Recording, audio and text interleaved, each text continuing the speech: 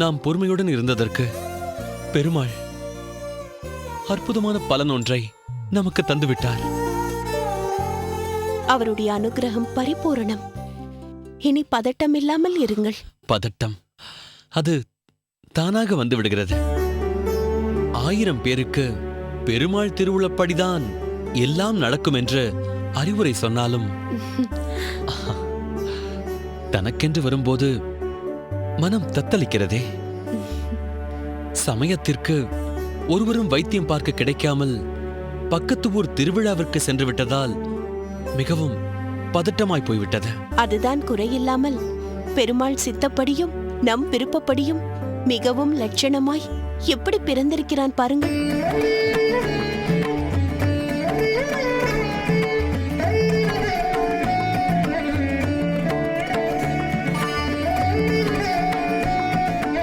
குழந்தையின்றி நாம் தவித்த அந்த நாட்களை எண்ணிப்பார் காந்திமதி. என்னை சில பேர் பார்வையாலேயே தொலைப்பார்கள்.